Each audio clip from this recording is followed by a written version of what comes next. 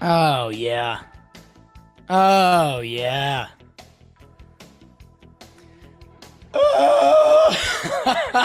Brought to you by T-Mobile. Hello and welcome to Talkin Baseball. It is team profile and projection season. It's a milestone. It's my first Lost Voice of the year. We just had one of our warehouse weekends, and we are going through the next 5 teams. Again, we told you we're doing TPPs a little differently this year. Not all of them will be in 5-team chunks, but these first crops, we have done them that way. You will see who is rolling out, joined by Trevor Plouffe. Coach Trev, how we doing? It looks like I'm going to have to lead this episode. That's Yeah. fine. I mean, what's new here? But you sound worse than you did like 3 minutes ago. What happened? Dude, I haven't talked to anyone today. And I told you guys, I was like, maybe I shouldn't, but I haven't like spoken today. So I don't know how this is going to work. We're going to figure it out. I think I found it, but I'm going to lose it. So, and Trev, the other thing I want to tee up for this section, thank you everyone that has to put up with this. I'm sorry. Go check out our warehouse games because that's the payoff. And then the other thing I'll say, we're doing teams 25 through 21. And I don't know if this is a hot take anymore because the playoffs have expanded. One of these teams is going to go dancing for me. I don't know which one. I don't know who it is. I think last year the Blue Jays landed around this range that I don't know. I'm not saying that's going to happen. They were 22 last year. One of these teams is going to make a wild card, and I don't know which one. I guess maybe people at home, when you're listening along, see what stands out to you, because one of these teams I think can be a dark horse to sneak into the dance. I would say that with your chest because I don't think you actually believe it, but you can't right now. Okay, You're so we're doing that through this episode right now. Right. I don't know if I follow you there. I understand the logic, and I think it is a nice little baseball snappy take to have right now. Let's see if we can change my mind. And again, we always like to say this: you guys know your team better than we know your team. This is our cram sesh. This is our study sesh to get ready for the season, essentially. And these 5 teams, man, there are some interesting topics here, Jake. Man, you know what, Trev? Let's just run. The 25th ranked team by you, the people. We ask you guys to rank them at number 25. It's the Los Angeles Angels of Anaheim, California, 72-90 last year. The worst batting average, 28th in on base, 4th in homers, okay? But everything's bad from there. Bottom 3 pitching, bottom 2 defense, maybe bottom 1. So that's just a bad recipe. 10-20 in their last 30 games. Okay, I thought that stat was different. Not super impressive. Who's out? Kenley Jansen.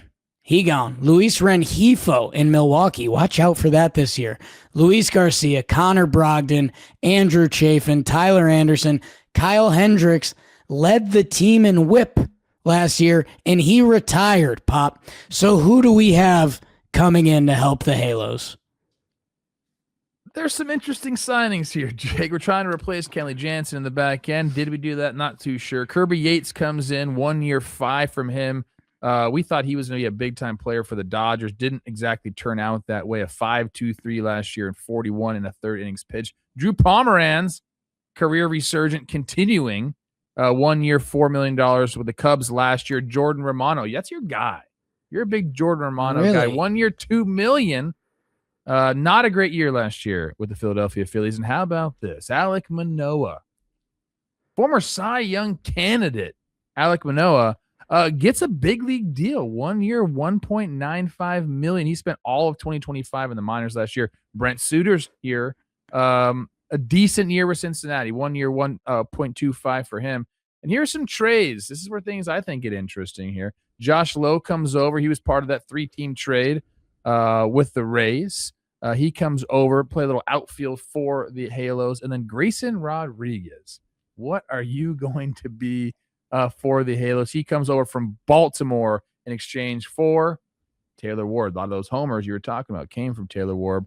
Couple waiver claims: Caleb Orr, Osvaldo Beto, Nick Madrigal, Heimer Candelario, Trey Mancini, Adam Frazier. I'm sure we'll talk about him next episode. That's who they brought in. They also re-signed Yoan Moncada. He was pretty good for them last year. Hunter Strickland on a minor league deal. Chris Taylor on a minor league deal. Which brings me to the lineup, Jake. And this lineup, I can kind of get behind. Oh, and I know people hate when I say that, but I believe in this. Zach Neto, top of the bill, you gotta love. This guy's an absolute stud. He'll be at shortstop. Nolan Shanuel. My big take on him is: Are you just Derek Barton? No offense to Derek Barton, really good player, but on base, not a lot of slug. I'd like to see a little bit more out of my guy Nolan there. Mike Trout, Yoan Moncada at third base, Joe Adell out there in left field. We'll talk about where Mike Trout might play. Josh Lowe, he'll be somewhere in the outfield depending on where Mike decides. Jorge Soler, DH. Logan O'Hoppe, can't wait to talk about him behind the dish. And Christian Moore at second base. We'd like to see more out of Christian Moore. The defense, the bench. Travis d'Arnaud at catcher, Von Grissom, Adam Frazier, and then your favorite outfielder. He actually can go get it, man. Bryce Teodosio. That's the lineup, Jake. What about that rotation? Well, Coach, this has kind of been the problem, my man, that right now it's Yusei Kikuchi, who's been a very solid MLB pitcher. Jose Soriano, a lot of arm talent, a lot of double play balls. You mentioned Reed Detmers goes back to the rotation. Gray Rod in the 4 slot. Alec Manoah, 5. Watch out for the Paisan Sam Aldeguerri. Jack Kahanowitz, Caden Dana, of course. And then Trev, a lot of these guys in the bullpen, I feel like, are either in your book or you're in their book. Robert Stevenson is back. Drew Pomeranz, Kirby Yates, Jordan Romano, Ryan Zephyr-John, Brent Suter, Jose Fermin, Chase Silseth. And there's Hunter Strickland always finds a way. Sandlin, Ort, Perdomo. Ben Joyce, come back, maybe ready for the start of the season. And Trev, I'll roll right into the pitching because I know we have a couple topics we want to hit with this team. They've got a new manager. Trout and Neto is kind of like the faces of the team now. But Trev, one of the stats that Dalton put together for us, and it's just been the story of this team, and they've just never pitched, Trev. I think one of the stats I saw is that they are the 3rd worst pitching team over the last 3 years, and it's the Colorado Rockies, which you can't be compared to them. And then I believe it was the Athletics. I'll double check that on the way through. But Trev, the pitching has just never been there. And hey, Mike Maddox is around, but I'm just worried. The Rockies and the Marlins over the last 2 seasons, that it feels like that's been the story with the Angels since K-Rod was there. You really have to develop pitching, Jake. It's very difficult to fill out a rotation in a bullpen going out. Even if you're a big spender in free agency, it's still very hard to fill out an entire rotation. And then you throw in the bullpen as well. You have to be able to develop pitching, and the Angels have not been able to do that. That's just the bottom line. So much so that, there's the famed draft where they only drafted pitchers. And that really hasn't worked out for them. So that's obviously something that needs to be figured out in the organization. Have they made strides there? To my knowledge, no. So yeah, that will be another big storyline. Do I think the offense is enough to overcome that? Probably not. There's some good players in that lineup. I can get behind it a little bit. I didn't say I'm a looking and I'm a liking. I didn't say that. I said I can get behind some of these guys. But yeah, it's more than likely, Jake, this is not going to be the team from this group that makes the playoffs. Well, and this is where the jersey unfortunately does matter. And I'm sorry, Angels fans. I think you agree. Your owner just came out and said fans don't care about winning. He's like that. And I think the fans are going to chime back on that one, Artie. He said it was from a survey, and then all the beat reporters have been like, does anybody have this survey or a screenshot of the survey? No, and everyone's like, no, there's no survey. Nope. But that's where things are fair and unfair. Trev, you've raved about Reed Detmers. Grayson Rodriguez was the top righty prospect in the game. If these guys were in the rotation for Milwaukee or the other LA team, we'd be like, I don't buy stock, like invest in them. But unfortunately, where they have landed, we currently view them that way. And until the Angels shake that, that's just how we have to talk about them. Yeah, look, agreed. Like you got to eventually prove everybody wrong. And I love Angels fans. They're passionate. We've had our battles on social media before, but it always ends up in the same spot where like they end up just being like, yeah, you're right. Like it just isn't our year. I want to give them hope, Jake, because that's what spring training's about, dude. New manager. My guy Kurt Suzuki is there hope there. Now, if you're talking about a guy who understands how to manage a pitching staff, surely Kurt Suzuki's a guy that can do that. A guy that can really get Logan O'Hoppe back into his game where like the defense just like fell apart. Do you remember last year? And I didn't even think about this, but wasn't he going from one knee to no knees to two knees? You know, like he couldn't figure it out last year. So much so that the interim manager, Ray Montgomery, and him were fighting. I don't love that. I don't love that. So like Kurt's not going to do that. Like Kurt's going to encourage this guy. That's who he is. And he'll push the right buttons. He's a motivator. He's a leader of men, Kurt is. So that's a massive help. If you can get Logan O'Hoppe back on track, help him lead a staff, maybe they overachieve. You get those guys Detmer back in the rotation. I'm trying to find the positive here. Yeah, and again, like name talent wise, if you were playing a video game 3 years ago and I told you had Detmers, Rodriguez, and Manoah in the rotation, you'd be hype. So hey, again, maybe they can find something. And that the bullpen, if you look at it with kind of beer goggles, you could kind of okay, maybe I could put together a little 7, 8, 9 here. Yates, Stevenson, Romano, Pomeranz, Zephyr John.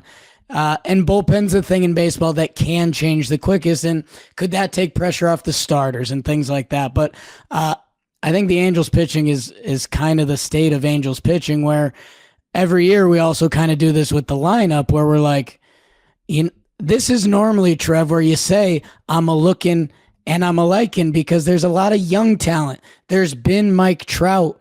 And again, like fourth in homers last year, you're kind of like, oh, okay, I can get behind that. Unfortunately, every other stat was bottom tier. Should we give Zach Neto his flowers?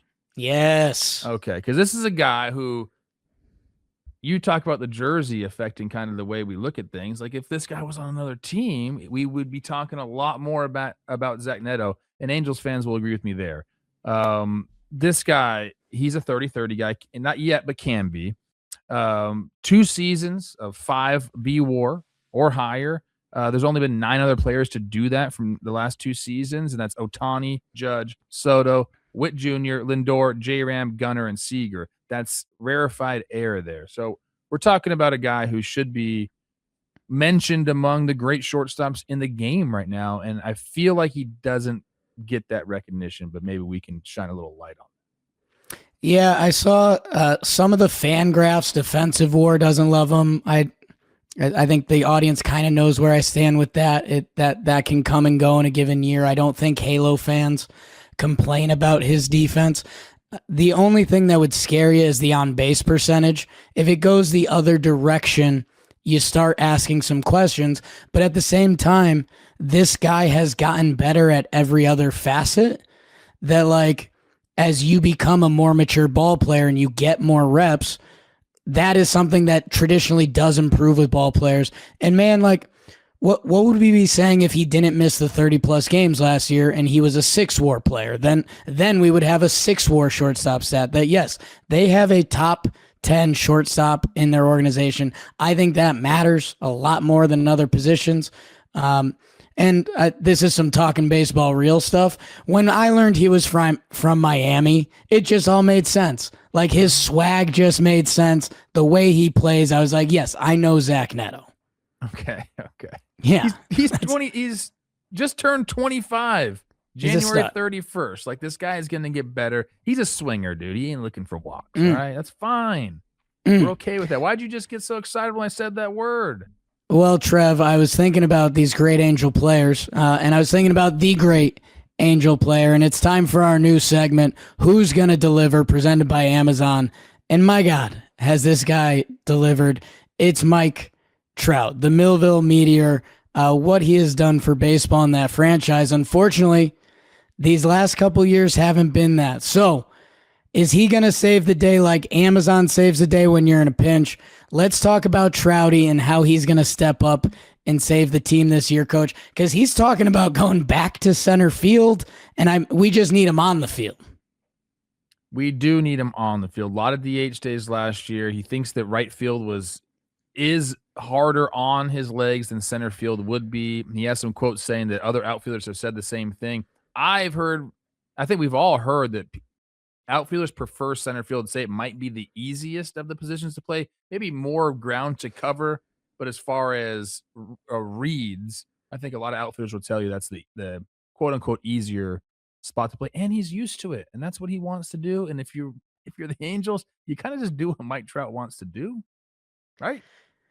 Yeah. I mean, it gets tricky when, we talked about Teodosio, who I slaughter his name because one time Joe's McFly called him Tedioso, and that's all I can picture. But the way that guy plays center field is awesome.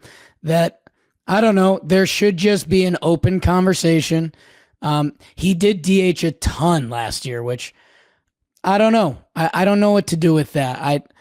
I don't think Mike Trout playing $150 in center is the answer. It feels like the answer is somewhere in between of, hey, dude, we're going to get you some DH days. We're going to get you some center field. And, dude, late in games maybe, can you go over to right field so we can get Teodosio in, something like that? Knowing Kurt Suzuki, like I do, I think he trusts his veteran to and relies on his veteran to kind of tell him when he can and cannot go. I agree with you. Like we can't be suiting up for 150 in center. I understand that. I think he is going to get a lot of DH days this year. I do think Teodosio needs to be out there at the end of games in center field. That's a precedent that's been set many times over. He can move over. So yeah, I think Kurt will do the right thing. But again, I think he'll probably lean on, hey, if Mike wants to play center to start, we're going to see if he can do it. That's what I believe. And yeah, just some of my final notes before we get into the over-under for the Halos and move on. Again, the jersey sadly has gotten in the way. Josh Lowe is one of my sneaky, the way the ball comes off the bat. Okay. It starts with Ohtani. It goes to Corbin Carroll. Go watch some Josh Lowe highlights from 2023. You think he's hit a fly ball in the gap, and it goes 430. So, like, again, it's where things are truly unfair, and I'm sorry, Halo fans. If it was another team, I would be screaming about Gray Rod. I'd be screaming about Josh Lowe.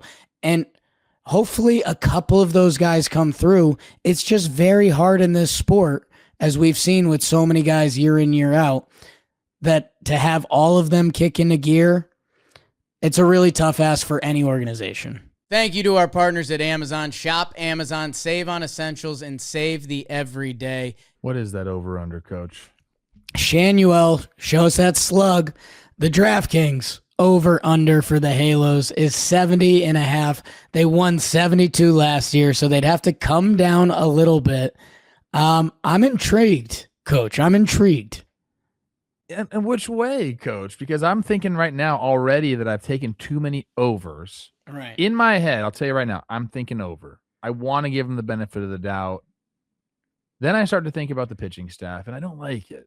I just don't. There's way too many ifs. I think the bullpen probably got worse. It did get worse. The lineup, is it enough? I'm sorry, Nate Steele. I'm going under. I understand why. In that division, you'd like to think the Mariners are still going to be there. The Athletics, if anything, they should be going up. The Rangers kind of the same. That I guess if you get divisional, the arrow does point the other way. And Trev, I think you're kind of right, dude. I was about to talk myself into the over. Like in a way, there's parts of their offseason I could buy into. Hey, man, the safe bet is under.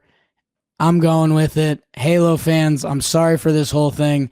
I hope you guys get to point in our face this year, because the last few years you have not been able to. And there's some guys on that field. All right, Trev. The top 3 guys in their bullpen, like most innings, best ERAs, best years are all gone. I mean, Detmer's going back to the rotation. Kenley Jansen's gone. Brock Burke's gone.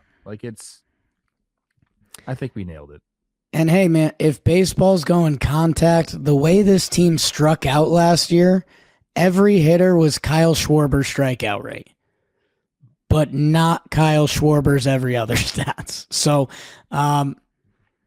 Halos fans, let us know. Joe Adele, keep going. Mike Trout, turn it back on. Give me one more. Your 24th ranked team, and I don't know if it's right. I don't know if it's wrong. The Miami Marlins, 79-83 last year. They missed the postseason. Winning record on the road. Okay, love that. Tied for first best record in extra innings. We had a couple breakouts last year. It was actually the pitching that kind of let this team down last year. 26th in starting pitching ERA, and normally we don't talk about the fish like that. They did lose some guys. Edward Cabrera, who he was kind of the breakout starting pitcher for their team last year. He's on the Cubs. Ryan Weathers to my Yanks. Let's see. Your Twins get Wagaman. Dane Myers is in Cincy. Joey Weimer is in San Francisco. That's perfect. Victor Mesa, Troy Johnston. They lost some guys, Trev. Who's here? Sneaky, one of my favorite pickups of the offseason is the first name on our list, and it's Peter Fairbanks. Okay. Going to be at the back end of that bullpen. And you know what I always say about young teams? Like, if you want somebody in the back end that can close down games, I hope it's this guy, Peter Fairbanks, for them. Great year last year in Tampa Bay. He gets 1 year, $13 million. Yeah. What's in his basement? Pitched to a 2.83 and 60 in a third innings last year. Chris Paddock gets the major league deal. Flashes of brilliance with the Twins, not so much in Detroit. 1 year, $4 for him. Your guy, Christopher Morel, gets 1 year, $2 million. They're just taking all the guys from Tampa, huh? A 90 OPS plus in 2025, but he can sure swing that stick pretty hard, can he, Jake? That's your favorite thing about him. And the eye black, I think. John King comes over, relief pitcher from St. Louis, 1 year, 1.5. Here are the trades. Owen Casey. Yeah. Big time hitter, big time hitting prospect comes over. Did not do it last year for the Cubs in a brief stint, but he has the look of a banger. I like that for them a lot. Starting pitcher Bradley Blaylock comes over from Colorado, and Esteury Ruiz comes over from the Dodgers. That's who they added. Let's get to the lineup, Jake, because there, like you said, there was some breakouts on this team last year. Jacob Marcy in center field, Xavier Edwards at second base, Kyle Stowers with a massive year, all-star Kyle Stowers, I should say, in left field. Agustin Ramirez right in the middle of that lineup. Griffin Conine at the DH spot in the 5 hole. Otto Lopez, Liam Hicks at first base, getting the shot there. Connor Norby at third base, and Owen Casey in right field. On the bench, Heriberto Hernandez, Christopher Morel, Graham Pauley, and Javier Sanoja. And some names to watch. Davison De Los Santos, a prospect for them. And then we mentioned Esteury Ruiz. So, like, the lineup is there. Nice mix. It's very young, Jake, but a nice mix of some power, some speed, some prospects. What do you got on that rotation and that bullpen? So at the top, it's tall, and literally, it's Sandy Alcantara, it's Yuri Perez, 1-2. Let's see if Sandy can bounce back this year. The pride of Minnesota, Max Meyer in the 3 hole, Braxton Garrett. So you can believe in the top 4. Chris Paddock in the 5 slot. We got a couple prospects on the way. Thomas White, Robbie Snelling, and you got some potential long relief type call up starters. In the bullpen, Pete Fairbanks gets the closer role. We got guys: Anthony Bender, Tyler Phillips, Calvin Fauché, Andrew Nardi, John King, maybe some Jansen junk. Don't get me started on Lake Bakar.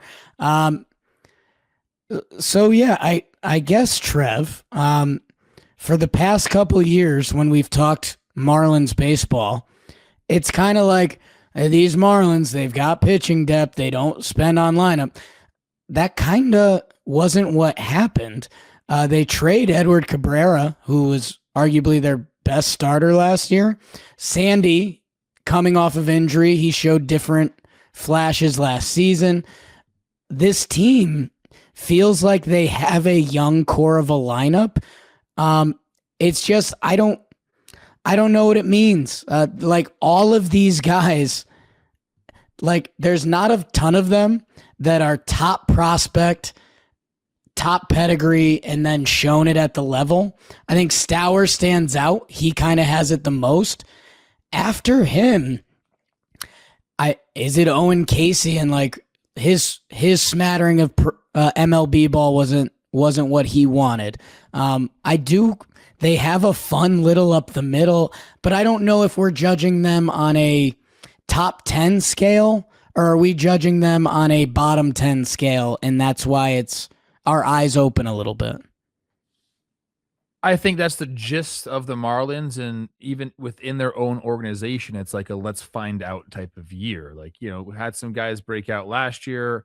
You're right about the pitching staff that did let them down. That's kind of some fun storylines this year. Like, what is Sandy going to be? What's Garrett going to be? Like, can Meyer stay healthy? Like, that is going to be probably the biggest. Like, can they make a run again? As if what do those guys look like? So I think the offense kind of will be the offense. I don't think there is a ton of like Star Wars breakout. I don't know if we got another one of those besides Owen Casey. I think you nailed that one. There's going to be production in that lineup. There's going to be some defense played like we saw last year.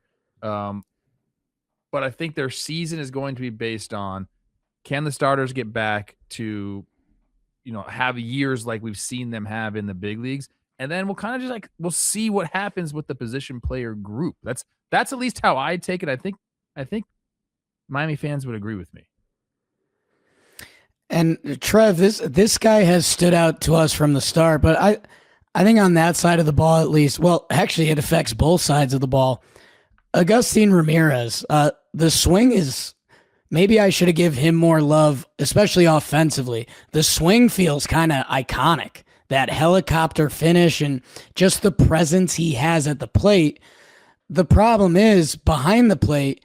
And if you're listening to this show, our whole Angels conversation is us trying to be nice because we like players and we know it's the toughest sport to play, arguably. You saw Agustin Ramirez behind the dish, and you were instantly kind of like, that isn't going to work. And I feel like that's not looming over this team, but in a way. Well, I mean, here it's you get up at the big league level, you want to hit. You feel like that's what's going to keep you there. But as a catcher, I mean, I don't even know if the hit tool is like the first thing you need to worry about truly at the big league level.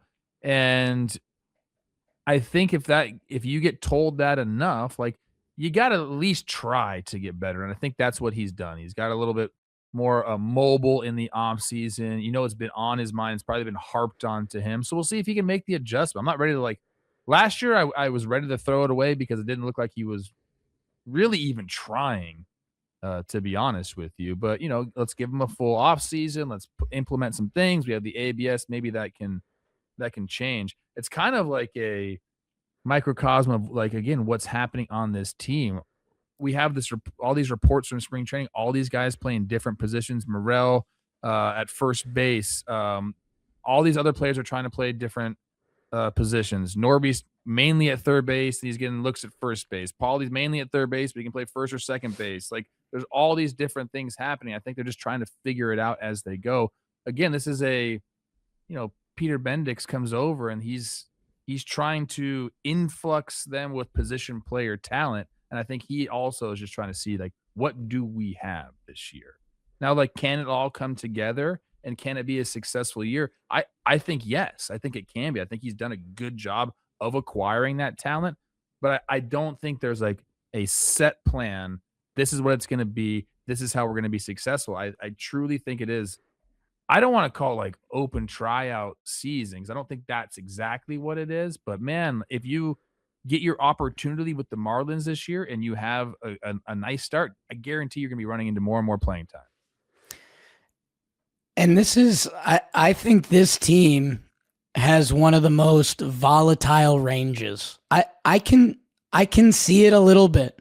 If the Braves or Mets fall apart or Philly gets a little old and there's a couple more wins, like they won 79 games last year. That's not far off of where you need to be. And if I told you the Marlins won 79 games and Sandy was not good, and Yuri was not good, and Braxton Garrett had Tommy John, like, okay, you start going around the team and I can talk myself into those guys. And then, like what you're saying, the Graham Paulies, the Christopher Morels, the Conines, like, could something click there? Yes. Could something not? Also, yes. But like, I don't know. I see the Marlins vision board where if this ship goes right, we can win 85 games and sneak into the playoffs. If this goes wrong, you could be in the 60s. And I think that's one of the widest ranges I've had for a team so far. If it goes wrong, you have some pretty good trade chips as well. I think they're in an interesting spot here. And I'm curious, like, what it would. I think there's a lot of teams in this situation, Jake, where it's like, what's the win total that keeps these guys around? Like, what's the win total that keeps Pete Fairbanks there the entire year? If he's going off, everyone wants relievers at the trade deadline. What's the win total that'll keep him in a Miami Marlins uniform? Like, I think they're one of in that boat this year. My Twins are there too. They're there. Yeah, it'll be interesting to see for an offense that landed like middle of the pack last year, 16th in runs scored. They really didn't pitch. So I don't know. Like, if you're a Marlins fan and you're trying to sell me a little bit, I can get lost in it, but I don't know. I think we all know the NL East has a potential. If the Braves play up to their potential, if the Mets play up to their potential, if the Phillies play up to their potential, there's not a lot of eating to be had. That has to be what scares you. And to be fair, I've thrown out a lot of ifs. We're talking first base, third base, and DH. You know, that's a lot of teams. That's where you're getting your offense. And these Marlins, I don't know if they know any of those right now. Which, again, if we're doing the major league movie version of the Marlins, that's exciting. If we're doing the real life and it's the dog days and, you know, the Marlins have gotten negative WAR from those positions, not as exciting. What else you seeing, Coach? I'm looking at the over-under total. It's freaking me out. I think we're there. The draft. Oh boy, the DraftKings over/under win total is 72.5. So they're not seeing the sun like we're seeing it. Clayton McCullough. Clayton McCullough, coach. 78 or 79 last year. 79. And they didn't pitch. Gosh, man, my initial reaction was going to be to take the under on this team because I do feel like they're still in discovery mode, and I think we might see some of those trades that we're talking about. 72.5. That's a pretty good number for me. Pretty good number for me. It's a good number. You want to go at the same time? I like when we do this. 3, 2, 1, over. Under. Okay. I don't really believe in the under, but I also really don't believe in the over at all. So this is just kind of a shot in the dark for me. I feel like we could end up seeing the trades. I want Owen Casey to come be a guy, but, like, you know, it's tough. It's Take really him a while. tough. And like, hey, we saw Stowers be a dude for a little bit. Hopefully that continues, because then if one more guy does kick in, whether that's Ramirez or Casey or whoever it is, now you don't. Also, what if Stowers has a bad month out of the gate? Like, I don't know what I'm getting from a lot of these guys. So I think it's a decent line by DraftKings. I would have expected like a 75. So I'll go over, and I feel better about my Halos under. Now, Trev, this is where I think you might get the sauce. Our 23rd ranked team is your Pittsburgh Pirates. They went 71-91 last season. 30th in OPS, 30th in runs, 30th in homers. Not great. 6th in starting pitching ERA, 6th in starting pitching whip. And if you didn't need the stats for that, I understand why. Paul Skeens has become a star of this game. The other guys in that rotation have some potential. Who they lost? They lost Mike Burrows, who was a part of that young rotation, but was a part of who left town to bring in some guys. Oviedo, who went over to Boston. Only 9 starts for them last year, but he went out of town. Jack Sawinski, man, how quickly baseball can happen. That guy has all the tools. He's in LA, so maybe we'll see him later this year. And then they lost your guy Kutch, my guy Tommy Pham, couple other bodies. Who's new in beautiful Pittsburgh? Well, they tried to get Kyle Schwarber. I think we need to give a little snaps for that, right? No. Do they get snaps? No? No. Canada said they play better than Team USA. Yeah, and they don't get snaps for that. Oh, they don't get snaps for that. Okay. No. They don't get a banner for that. Okay. Well, look, here's who they did actually bring in. Ryan O'Hearn comes over. He was with Baltimore and San Diego last year. 125 OPS plus. Attaboy Rye, 2 years, 29 mil.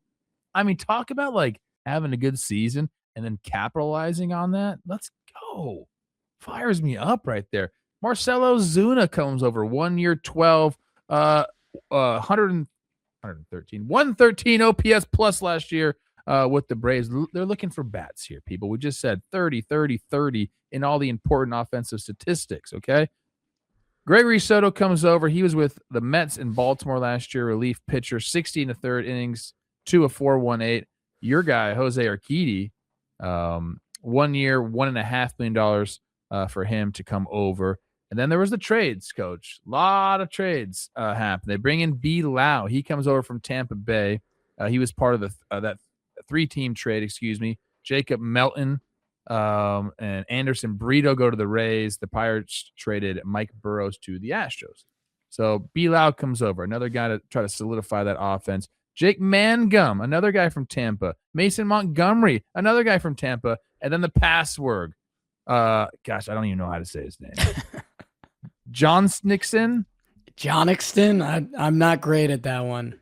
I just call him the password every time I see it. He comes over from Boston and a trade. Mike Clevenger on a minor league deal. Chris Davinsky on a minor league deal.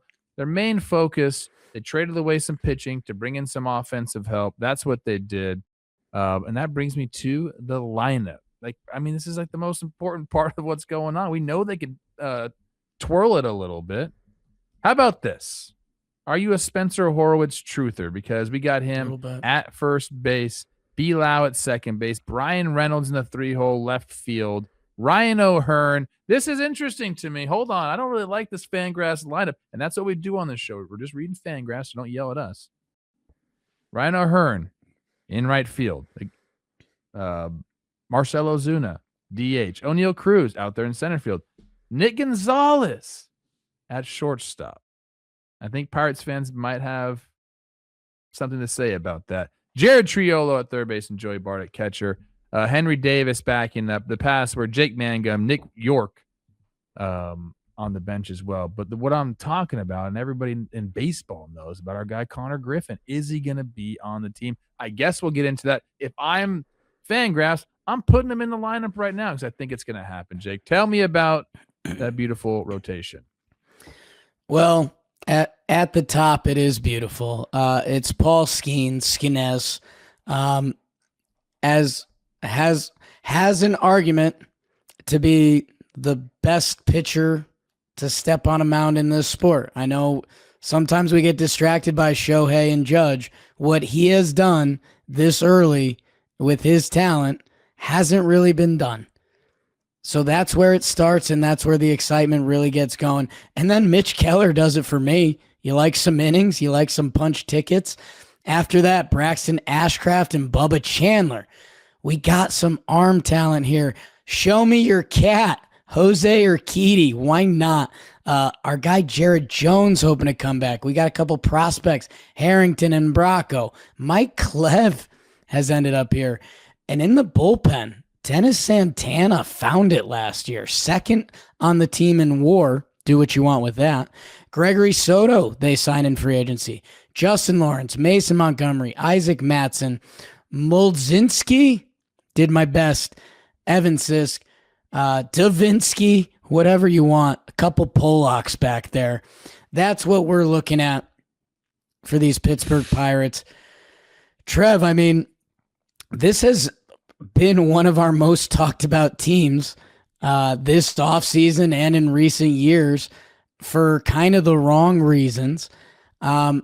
They did make moves this offseason. My initial fear when we talked about it would be enough. I guess my glass half full is kicking in a little bit more because seeing how many lasts in MLB they were, 30th, 30th, 30th. And when I see Brandon Lau and I see Marcelo Zuna and I see Ryan O'Hearn, those are guys in a lineup that doesn't give you the worst lineup in baseball, that maybe we do only need so much from the offense. But some of these Pittsburgh offensive numbers the past few years are horrifying, Coach. I mean, they're really, really bad. You're getting the glass half full, and I'm trying to get there. I just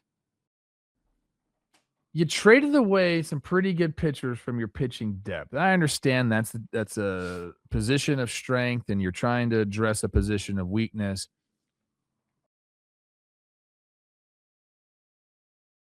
It's if Connor Griffin is Bobby Witt Jr. and you've heard how they describe this guy. He has to be that for this team to get where I think that to be in playoff contention.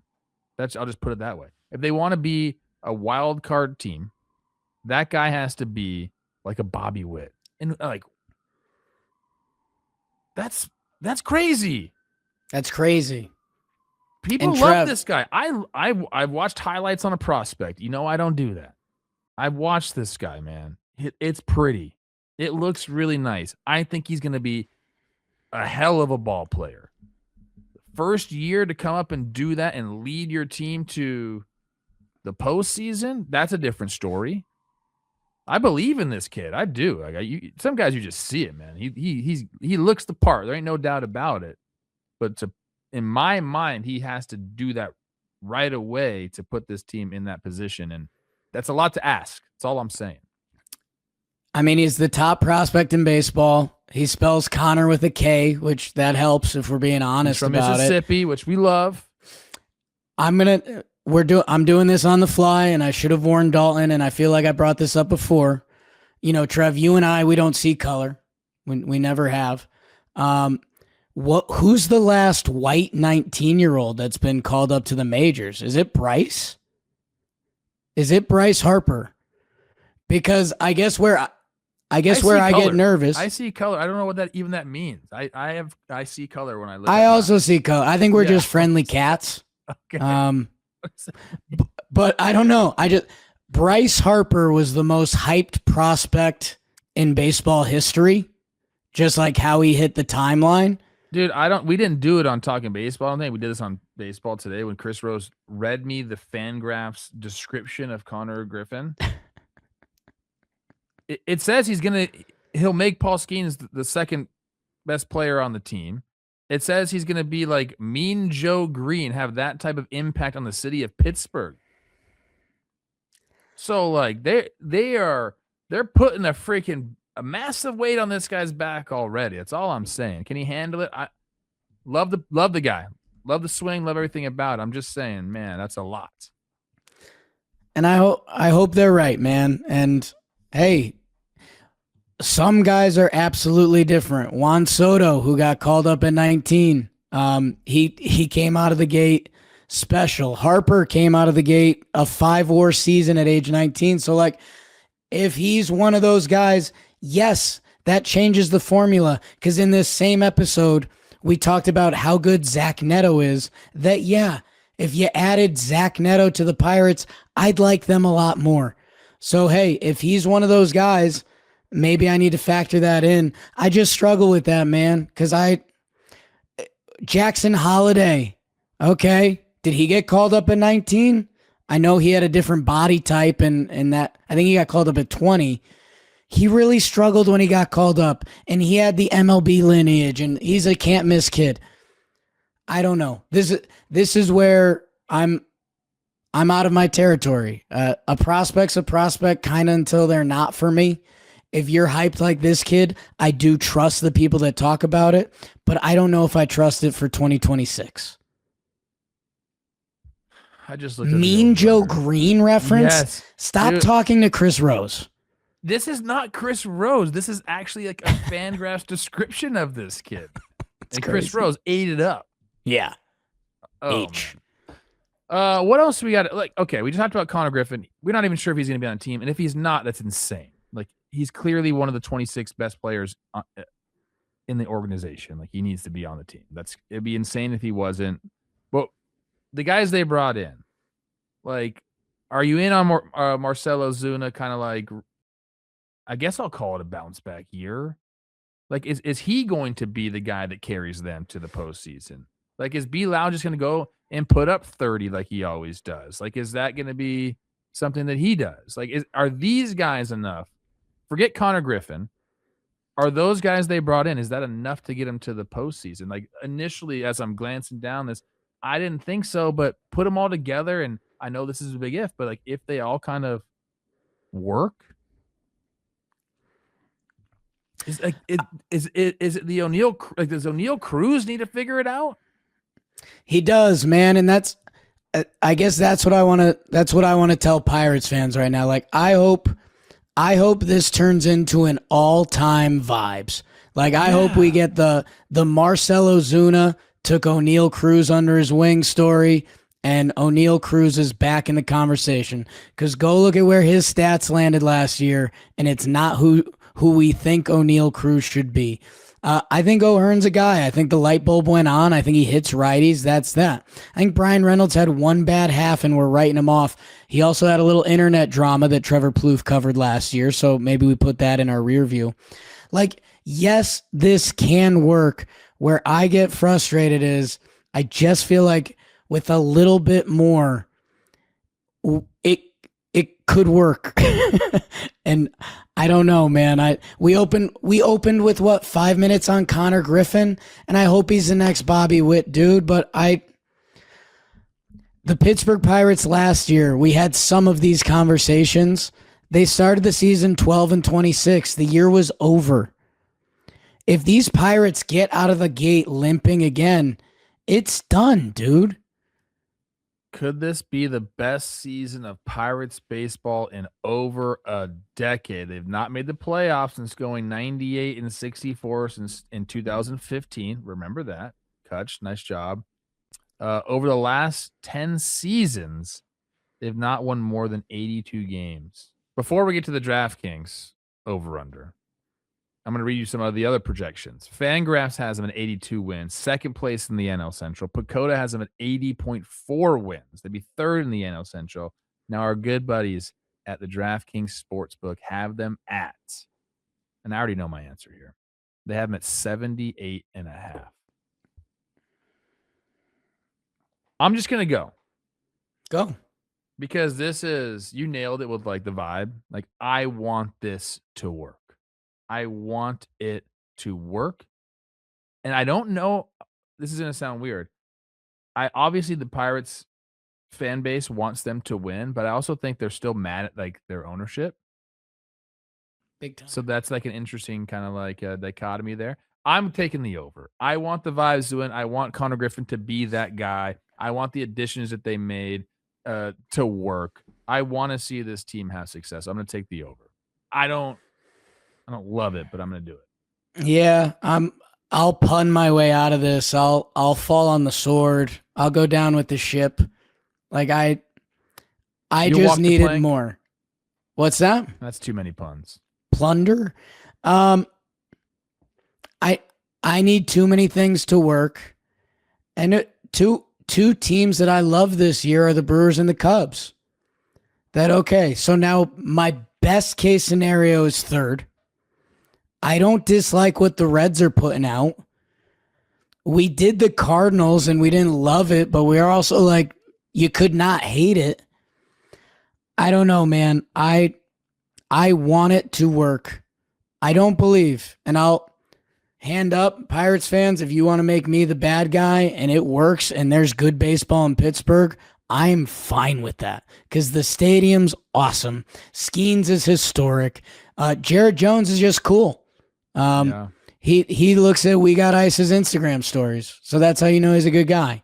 I don't know, man. I want it to work in Pittsburgh. I love Marcel the Barrow Zuna. Like, this could be the best story in baseball this year. If this works.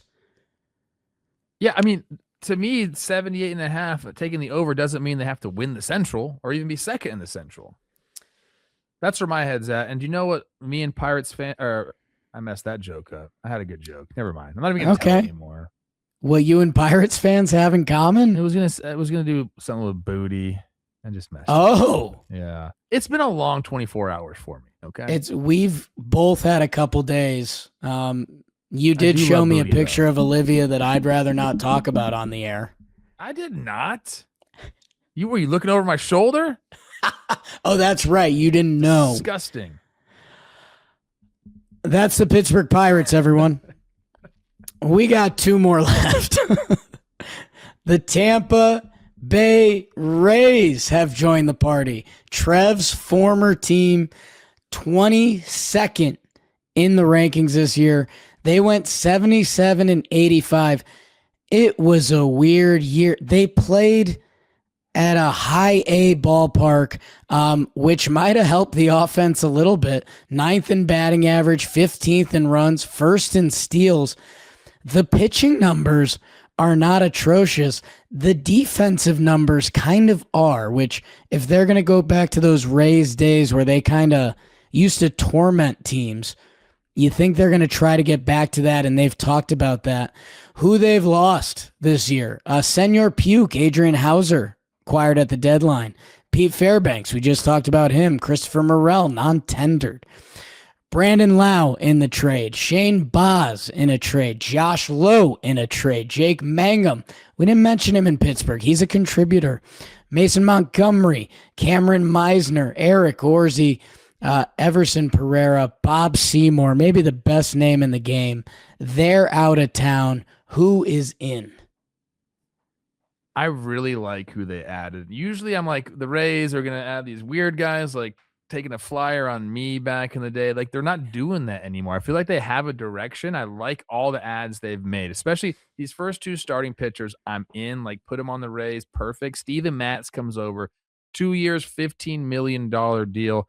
A great year last year, 53 games, 76 and 2/3 innings pitched. Jake, 2A, 305. Miami boy. He's not a Miami boy, but no, Long Island. Nick Martinez, 1 year, $13 million deal, comes over from Cincinnati, a 4.45 and 165 innings. So they're getting some innings there, plus a guy who's like been really, really good. And I feel like they can take him to another level. Love that for them. You talked about the defense being shoddy last year. These are a couple guys that can help. Cedric Mullins comes over from Baltimore and New York, 1 year, $7.5 million deal. Gavin Lux comes over in a trade from Cincinnati. He can kind of play all over the place. Love that for him. I think he's a perfect Rays candidate. Ben Williamson, a guy that can really pick it at third base, comes over from the trade in Seattle. I think he's got an offensive profile that can work as well. Hasn't shown it yet, but I definitely like him out there in the field. Jacob Melton comes over from Houston. Another guy who I think, again, like just kind of fits what they're doing there. How about some offense? This guy I know the numbers don't jump out, but every once in a while you just kind of look at him and say, this guy seems like he should be mashing the ball. Justin Henry Malloy from Detroit. He seems like a Rays guy. Like Yeah. I'm in on that. Steven Wilson from the White Sox.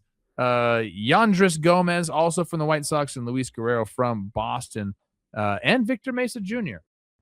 Comes over from Miami. So they got all those guys. They brought in Jake Fraley on waivers. Cam Boozer, my guy, Blake Sable, Cabo Blake Sable on a minor league deal, and Jake Woodford as well. So a lot of guys in for the Rays, Jake, which brings me to the lineup. And you mentioned some home road splits.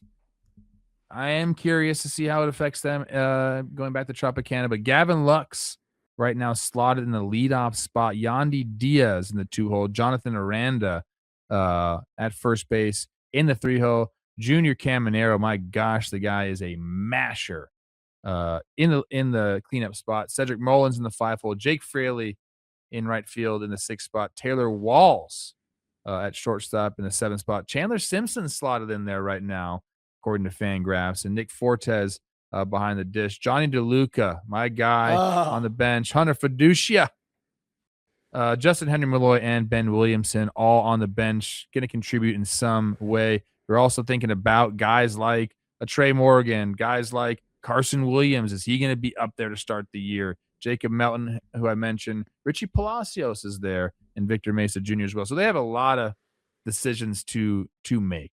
And I don't know if they're going to use spring to do that or what, but they don't. I would say if I'm looking at that right now, I'm 4 or 5 spots open for business on the Rays right now. So that's the lineup. Jake, what about that rotation in the bullpen?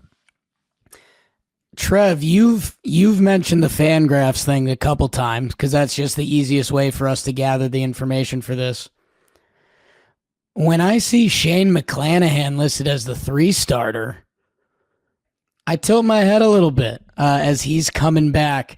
Drew Rasmussen at the top of the rotation. Ryan Pepio in the 2 slot. Nick Martinez and Steven Matz. Also some interesting guys to watch. Ian Seymour, Joe Boyle, if you like arm talent.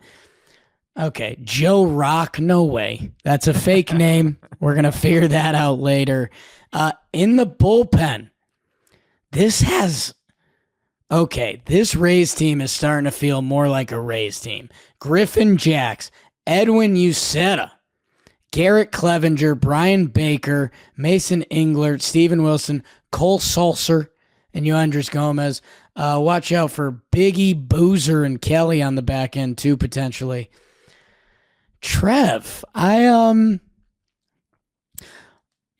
come out for TPPs without a poker face. I'm raw.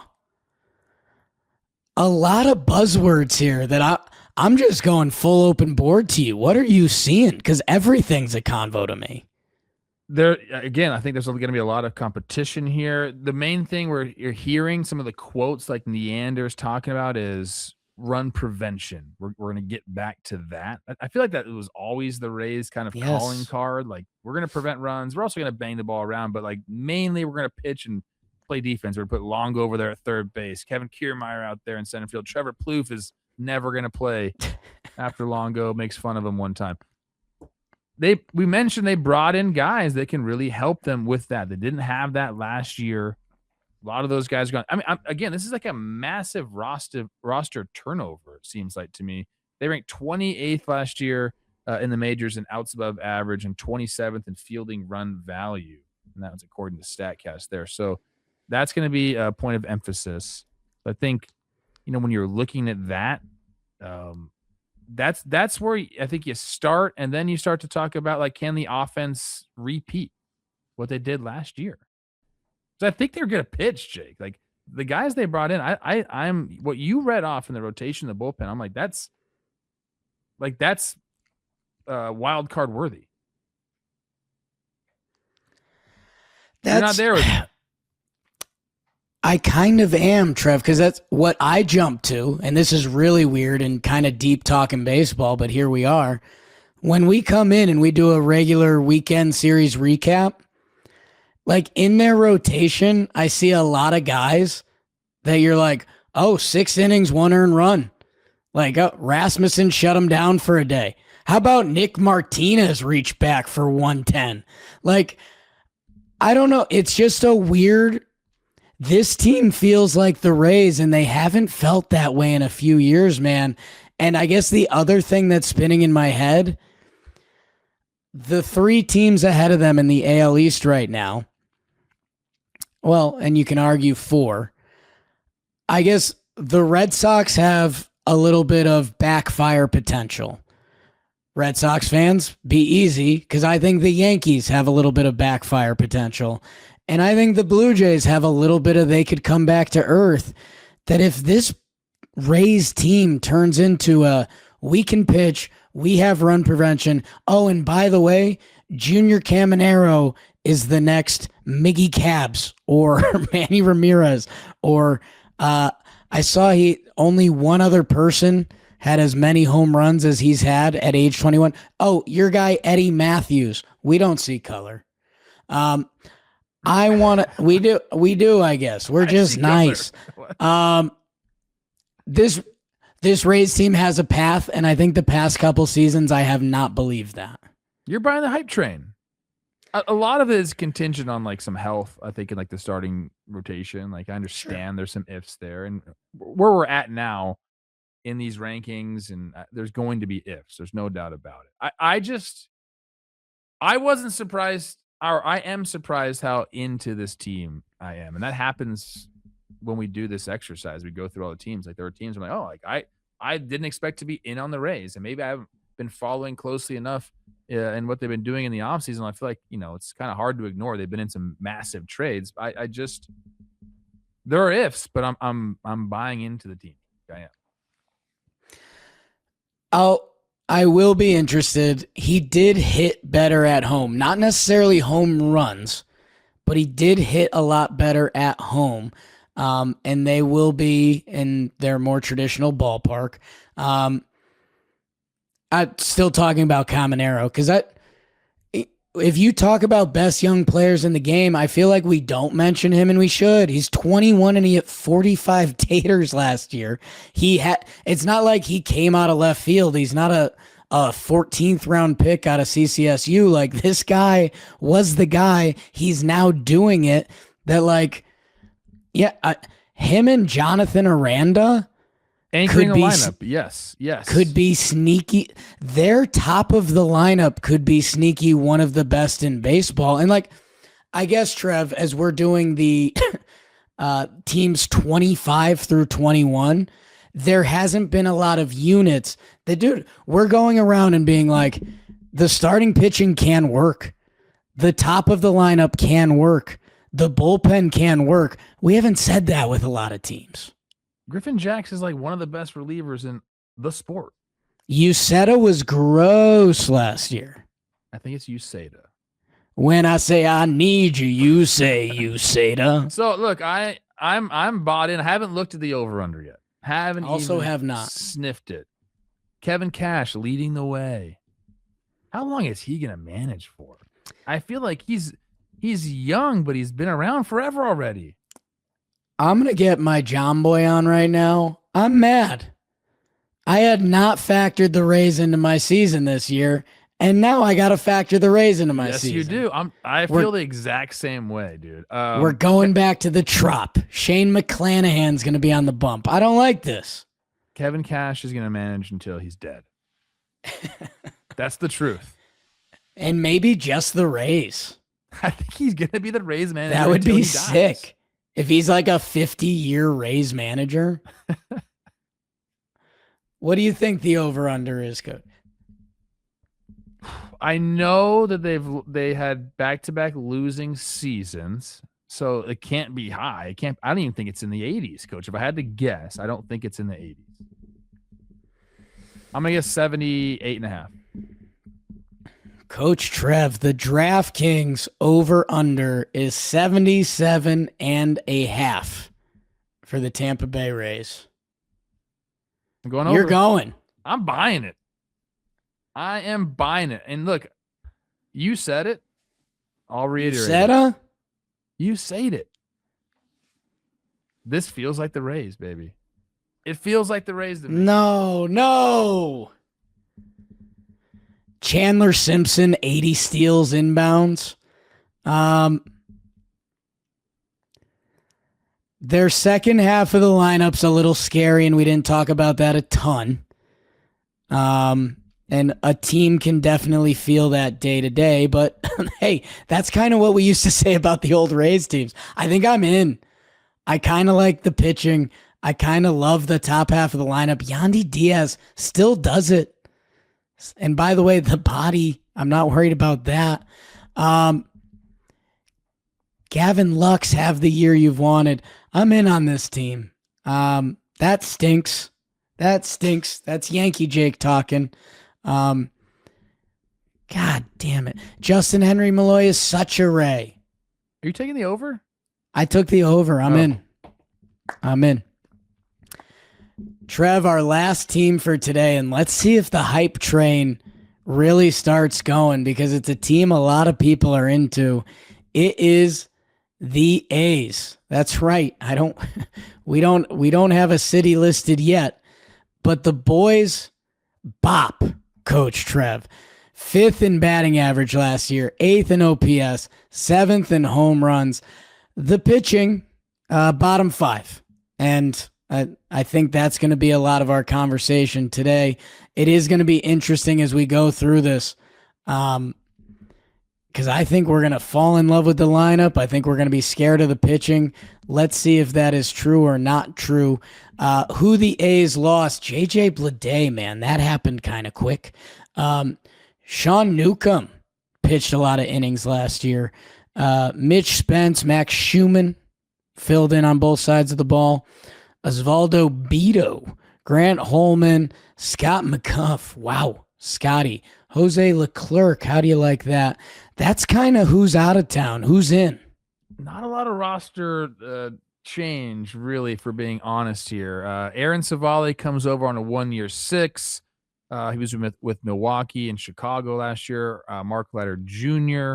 Of your New York Yankees comes over on a 1-year $2.85 deal. Scott Barlow, who my brother coached in high school, I always mention that, 1-year $2 million, comes over from Cincinnati. They traded for Jeff McNeil, which I'm fascinated by. I called it. He seems like an A to me, but like he seems like the old, like I don't know. There's like a new A's, like super cool A's thing going on. I don't know if Jeff McNeil fits that, but we'll see how it works out.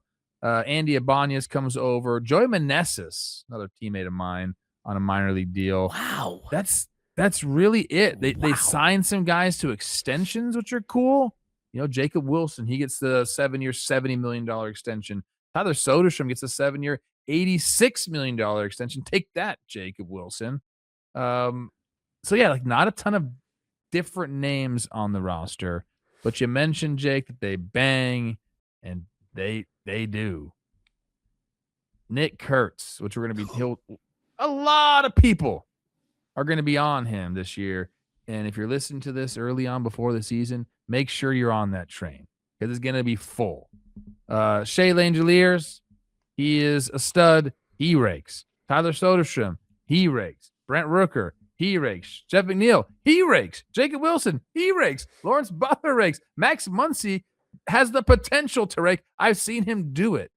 And then you got the guy out in center field who's going to take away every freaking ball, and Denzel Clark. This lineup is so fun. So fun. That's not even mentioning Zach Geloff. You got guys on the bench. You got Andy Ibanez. You got Carlos Cortez, Colby Thomas, Austin Wynns. You got some more guys coming up, too, and some of the prospects. The lineup is good, man. It's a lot of fun, Jake, but where we always kind of get caught up with the A's, and I hope we don't get caught up there, but I think we're going to. It's in the rotation in the bullpen. It's interesting. Luis Severino returns. Some road home stuff all over the place last year. Jeffrey Springs, who's been featured on this program a lot. Aaron Savale, here's some innings for you. Jacob Lopez, your guy.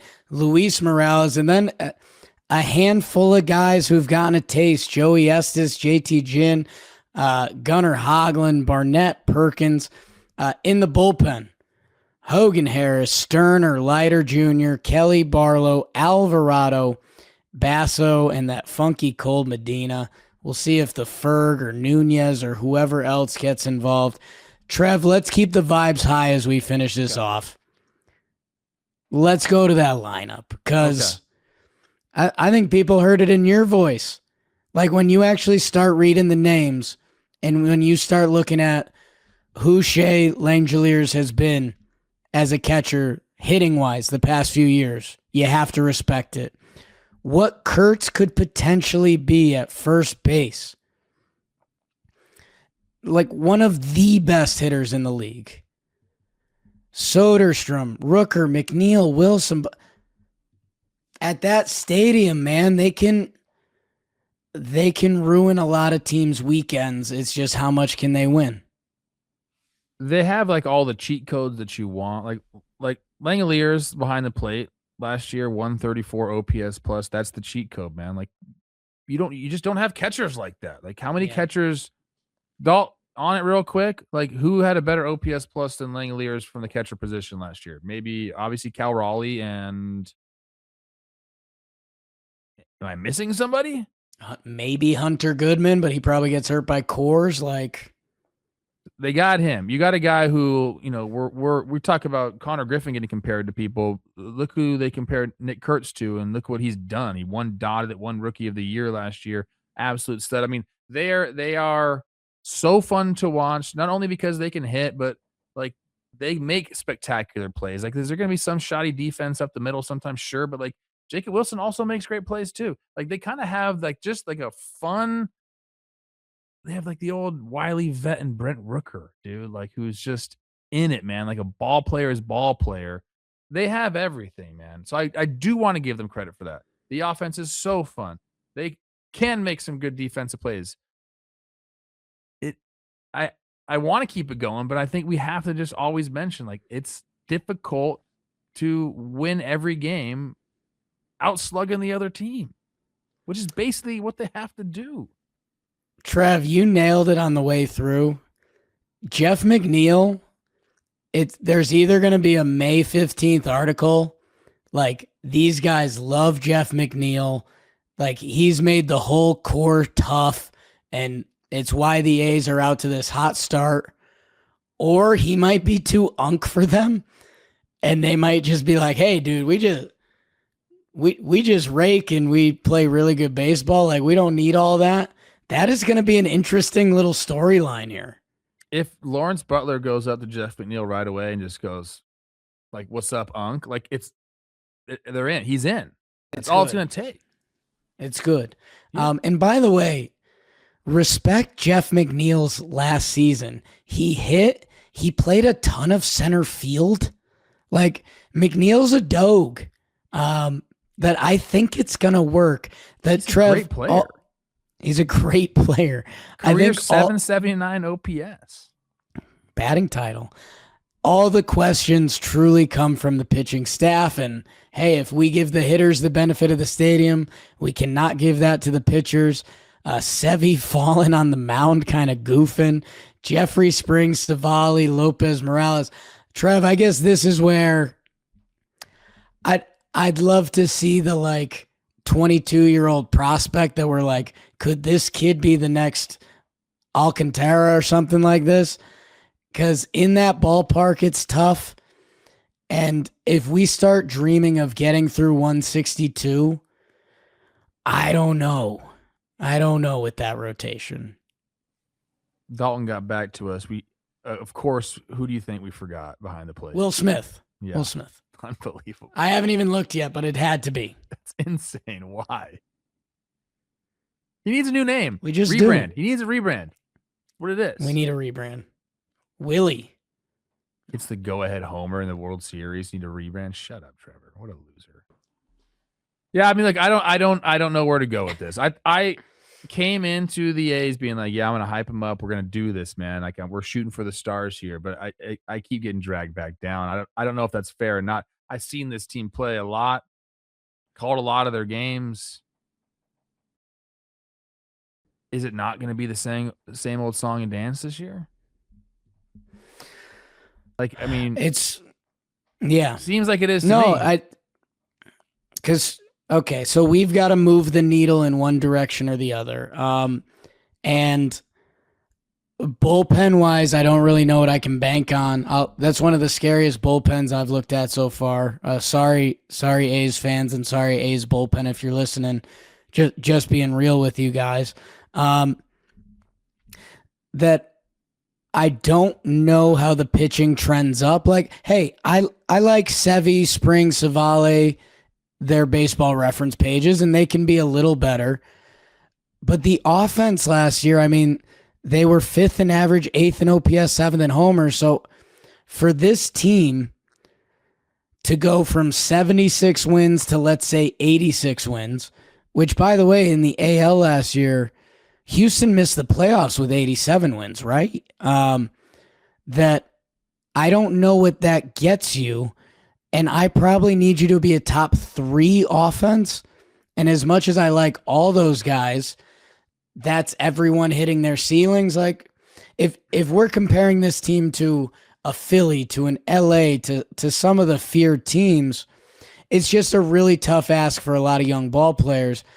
Maybe it's real, man. And hey, the A's seemingly reset every 4 or 5 years, and they're in that timeline, and this is their young core. And I think that A's front office, they got a movie, and that got them kind of overappreciated by some people.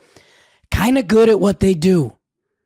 They reset it without a lot every couple years. And go ask National fans.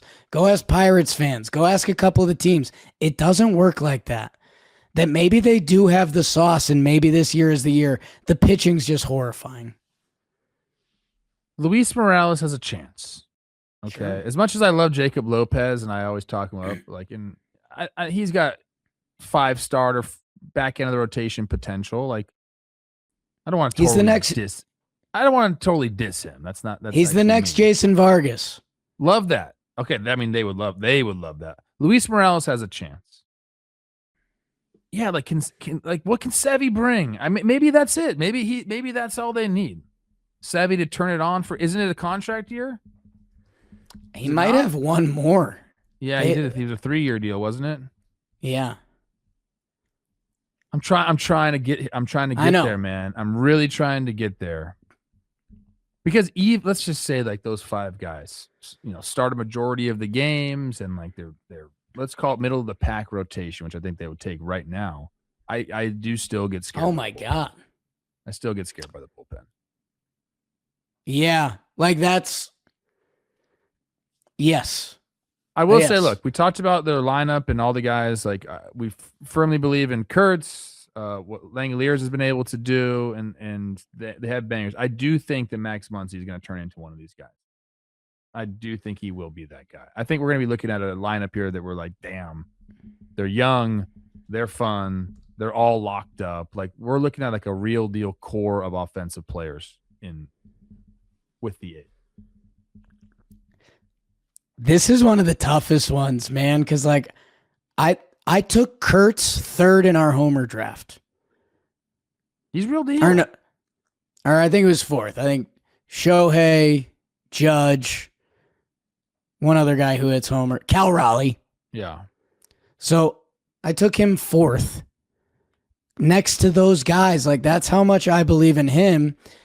And again, he only was that guy for like half a season. So what if they get an MVP level hitter for another half of a season? That matters.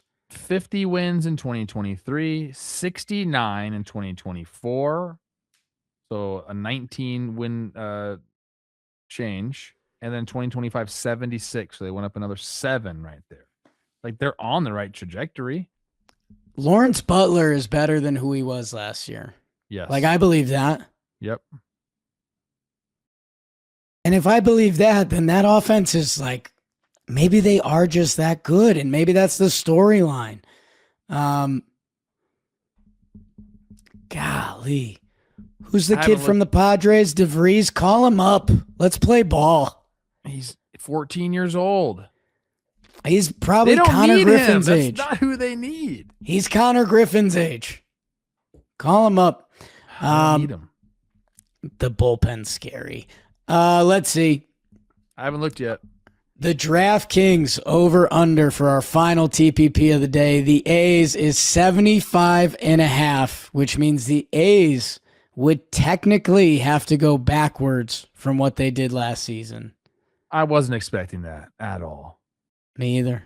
You know, sometimes I just read these Fangraphs lineups and I'm like, I don't put a lot of stock into them because things can obviously change. We're recording this in spring training. Like, managers can change their minds, but they have been experimenting with Kurtz at the top of the lineup, which is like, all right, I don't know if I love that, to be honest with you. I think more in the 2-hole for me, but get your best hitter up there as much as possible. It's over for me. They're trending the right way. I don't think they got worse. I think they got better. For sure they got better. There's such a good argument for this team getting better. Yeah. The pitching, man. There is a chance. It can't get worse. I think it could. There's a chance that 9 innings for this team every day is really tough. It was like that last year. Yeah. that can wear on an offense. I don't know. I'm going over. I'll ride the wave. Dude, what this offense could be. Jeff McNeil was really solid last year. I think Butler can be better. If you're in on Muncy, this has a chance to be a top 5 offense in baseball. That's saying a lot for the little A's that could. We don't have a home ballpark right now. You know, we're talking about a team that won 76 games last year, putting them in a top 5 offensive teams, in a ranking like that. That's not. They shouldn't be there, but I think they could be. It's a page I don't go on a ton. For you out there, if you go to Baseball Reference, just the generic team page, if you look at the Oakland Athletics from 2000 to 2006, they went to the playoffs 4 times. 07 to 11, they didn't go at all. Then they went 3 straight years. Then they didn't go 3 straight years. Then they went 3 straight years. They have now missed 5 seasons in a row. They just got, each of the past 3 years, they've gotten better.